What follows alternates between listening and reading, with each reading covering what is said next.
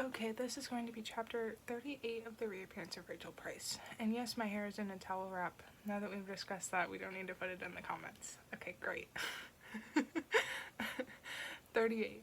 Rachel switched off the engine, pulled out the key, holding it up like it might unlock something else. We can cancel your grandpa's birthday dinner today, but, Belle, after last night. Belle shrugged. No, I'm fine, she said, because she didn't quite know what she was. She thought of Philip's wild eyes, his hitching laugh. Philip was the man, the one who kept Rachel in his basement for 16 years and let her go. It's over, Rachel said, reaching out to her, squeezing her hand. Belle didn't flinch. She was too tired, didn't know what to believe anymore.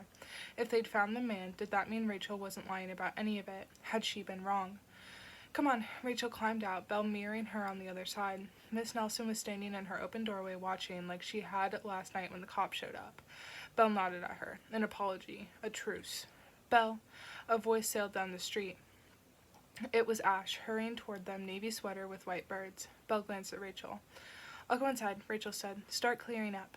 Belle waited for the front door to close behind her. Ash cut in first. I was waiting for you. I got your text. Sorry, my phone was on silent. Worry pulled at his eyebrows. What happened? Did you follow Rachel? Where did she go? What was she doing? Someone said the cops were here. What did you find? Belle took a breath, knowing she'd have to explain everything, not sure how. She gestured for him to follow her, away from the house, toward the cemetery. The cops weren't here for Rachel. They were here for Philip Alves. Philip Alves? Ash hissed. That crazy guy obsessed with the case? The one who kidnapped you?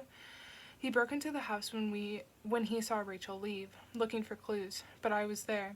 He thought I knew something about Rachel. He got mad. Ash shifted, steps falling in time with hers. He almost reached for her hand. Did he hurt you? He might have, Belle said, if Rachel hadn't come home in time. She threatened him. He ran off. She saved you? He asked. Belle didn't want to answer that. Rachel shouldn't have been gone in the first place, and if she wasn't lying, then why was she sneaking out of the house that late? Things were too unclear now. Where were the battle lines? Who was on whose side? That's not all, Belle said instead. We just got back from the police station from giving our statements. Rachel says it's him. Philip Alves was the man who took her. I stopped, stared at her. It's Philip? That's what Rachel says. His eyebrows drew together now, pulling across his nose. But, he trailed off. Wasn't Philip in prison for 3 years after he kidnapped you? Belle's heels dragged, grating on the sidewalk. Rachel says there was a long period of time when the man didn't come close enough for her to see, kept the lights out and his face covered when he left her food. It could have been someone else, and she didn't realize at the time. A brother, a friend, Philip Alves. Ash sounded it out on his lips, faltering like it didn't quite fit.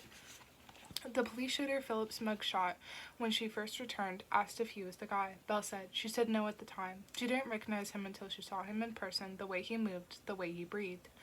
Unbelievable, Ash said. But which way did he mean it?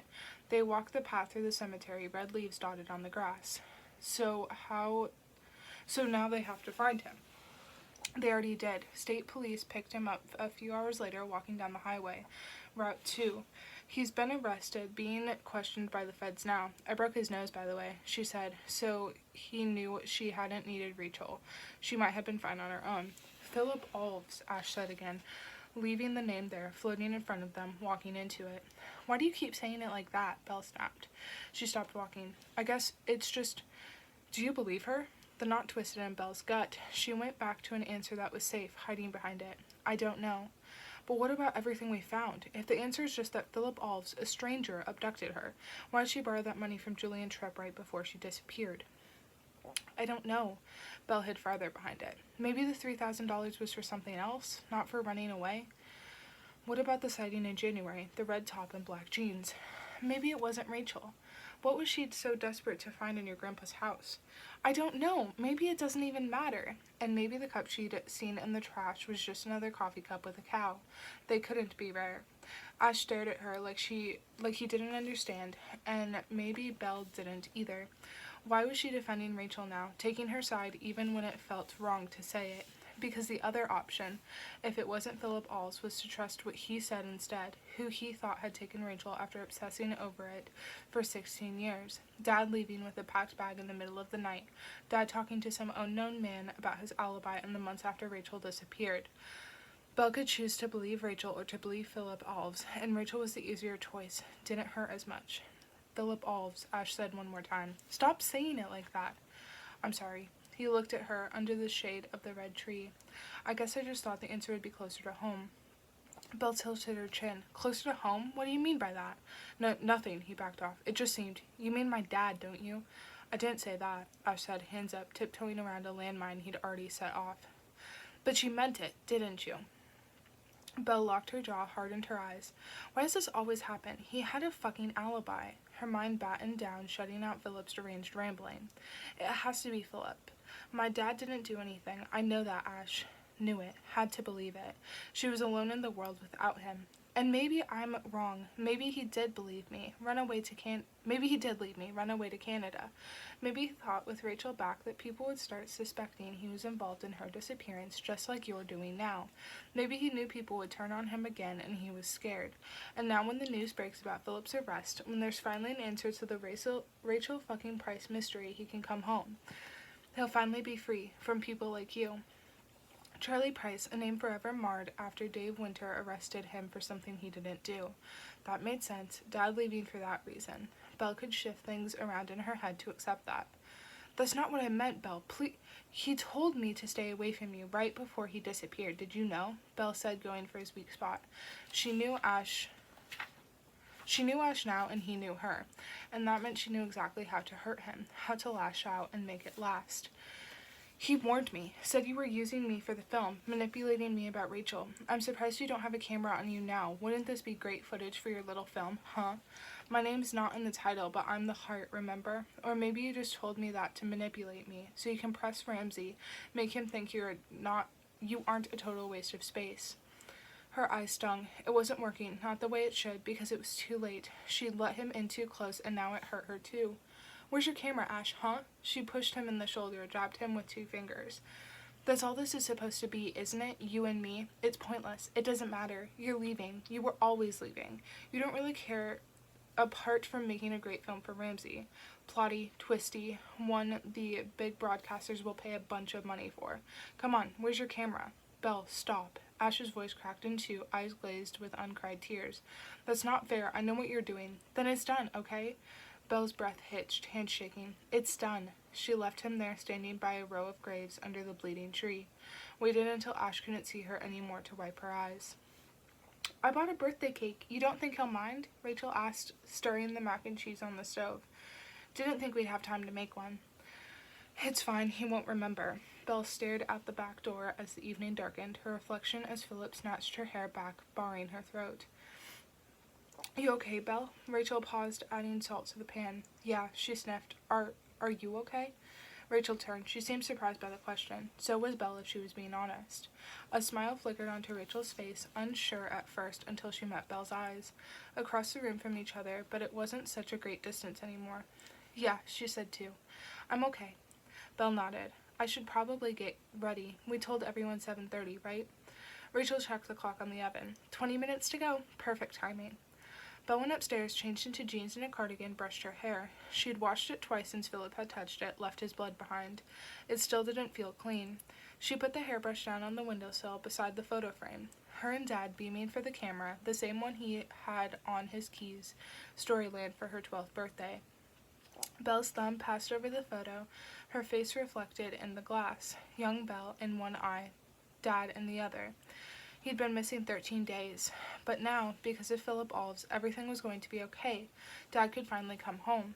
Belle was ready for it, ready for peace, a truce, to put the house back together again, to leave her armor outside. Belle and Rachel could be on the same side, if it was Dad's side too. A family first.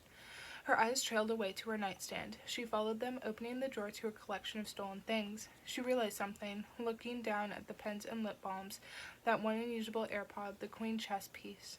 Belle hadn't taken anything in a couple of weeks. The knot had been there in her gut, but it hadn't asked to be fed, hadn't needed it. She must have been distracted, so consumed with Rachel. She reached inside, fingers closing around something small and soft. She pulled it out, her tiny pink baby sock cradled in the palm of her hand. Belle could return this to Rachel, put it back where she found it. It clearly meant something to her. An olive branch. A first step. Belle took that first step, and a second, walking out of her room and down the hall. She paused at the closed door into Rachel's room, tried the handle. It was unlocked. In fact, Belle hadn't heard Rachel lock it at all these past couple weeks. She went inside, padding quietly, so Rachel wouldn't hear from downstairs. Rachel hadn't made her bed, hadn't had time. Belle moved over to the nightstand and slid out the top drawer. The iPhone box was still inside, a lip balm rolling toward her, a pack of Kleenex. Belle pinched the small sock and pushed it to the far corner where she'd found it. But there was something else there now. Hidden in the shadows, a cold touch of metal against the skin of her knuckles. Belle couldn't help herself. She let the sock go and scrabbled for the small piece of metal, pulled it out. It was a ring, a plain gold ring, a wedding band, too big to be Rachel's, it had to be a man's. Belle brought it closer, studied it, moving it so it caught the light. It was engraved on the inside. July 23rd, 2005. The date her parents got married. This was Dad's wedding ring, the one he still wore, the one he couldn't take off. And it was here in Rachel's drawer. Belle's heart fell into her stomach. The knot took a bite. No, no, no. He couldn't take this off, which meant everything wasn't going to be okay. Dad didn't run away. Rachel had done something to him, something final. Answers unraveled again, that last speck of hope swallowed whole, and a new feeling that Dad was never coming home. Belle broke apart, following her heart down, down, down, finding her own landmines, setting them all off at once. "Rachel!" she screamed, burning down the house. Belle burst out of the room, the ring hot in her fist, catching fire too. "Rachel!" Down the stairs, the thunderclap of her feet building into something worse. "Mom!" Just fluffing the curtains. Just fluffing the cushions, Rachel called back. Belle followed her voice through the door into war. "Don't know why. No one cares if the cushions are fluffed." She smiled to herself. "I can't do this anymore," Belle shouted, voice shaking the room. Rachel dropped the cushion. "Belle, what's... I can't do it. You're lying to me. You've been lying since you returned." Rachel blinked, mouth falling open. "Belle, Belle cut her off, storming forward. She slammed the ring down on the coffee table. "That's Dad's wedding ring," she pointed. "He couldn't take it off." Belle's eyes hooked onto Rachel's, steadied, and took aim. "What have you done to him, Rachel?"